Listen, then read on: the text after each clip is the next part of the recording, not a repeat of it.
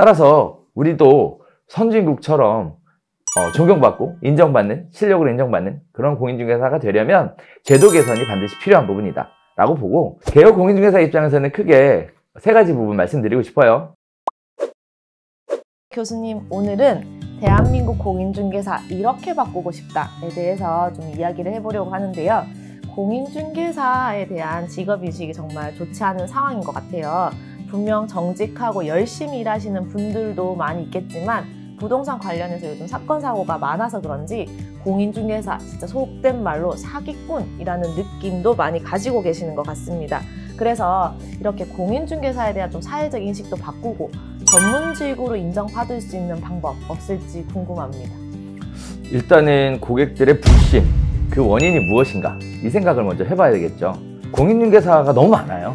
그러다 보니까 먹고 살아야 되잖아요. 그러면 수익을 내야 되죠. 그러니까 수익을 내는 데만 집중을 하게 되는 거예요. 그러다 보니까 당연히 고객들로 하여금 그런 얘기를 들을 수도 있겠죠. 무리한 계약을 하는 경우도 있고, 그리고 또 고객들에 대해 만족이라는 고객 만족 이에 대한 부분들은 약간 좀 뒷전으로 하고 수익을 내는 데만 집중할 수밖에 없는 그런 구조가 만들어져 있는 것 같아요. 제일 쉬운 거는 결국 공인중개사 숫자가 확 줄어버리면 훨씬 더 만족할 만한 중개 서비스가 제공되지 않을까? 라는 생각도 들어요. 물론 공인중개사 입장에서 들어보면 공인중개사들도 마찬가지예요. 손님 같지 않은 손님들이 와가지고 계약도 안 하면서 진 다 빼놓는다 이거지.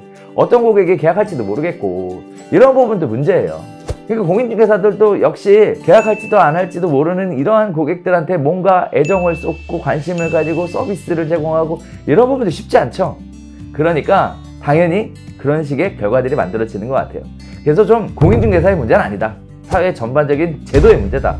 따라서 우리도 선진국처럼 존경받고 인정받는, 실력으로 인정받는 그런 공인중개사가 되려면 제도 개선이 반드시 필요한 부분이다 라고 보고, 개혁 공인중개사 입장에서는 크게 세 가지 부분 말씀드리고 싶어요. 고객들로 하여금 인정받고 선택받는 중개사가 되기 위해서 첫 번째 필요한 거는 고객들이 필요로 하는 서비스가 어떤 건지, 이런 부분들에 대해서 먼저 생각해 보셔야 될 것 같고요.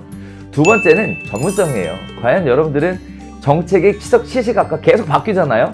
이렇게 바뀌는 정책들이 우리 고객들에게는 어떻게 영향을 미치고, 거기에 따라서 어떤 부분들은 선택하고 어떤 부분들은 버려야 될지, 이런 부분들을 정확하게 안내해 줄 필요가 있는데요.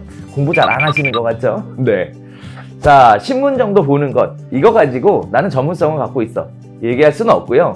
여러분 스스로가 보도자료 원문을 가지고 해석할 수 있는 능력을 갖춘다면 그때부터 하나씩 전문성이 쌓이게 되는 것 같아요. 자, 그리고 세 번째는 마케팅이 필요하죠. 요즘 고객들은 본인에게 필요한 정보가 스스로 찾아와 주길 원하죠. 그런데 문제는 뭐냐면 듣고 싶어하는 정보가 있고요, 듣기 싫어하는 정보가 있어요. 공인중개사 입장에서는 하고 싶은 말이 있죠. 자, 고객들 입장에서 듣고 싶은 말, 우리가 이것을 정보라고 얘기해요. 개혁 공인중개사 입장에서 하고 싶은 말, 중개를 해달라, 계약을 해달라, 이건 스팸이라고 얘기합니다.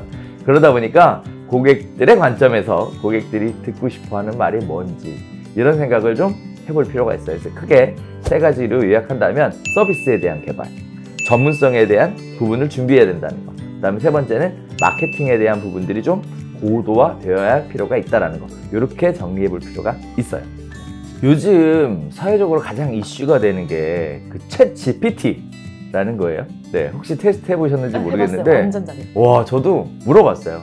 개혁 공인중개사가 지금 현재 시대에 중개업을 잘 해서 수익을 내려면 무엇을 어떻게 해야 되는가 라고 얘기했더니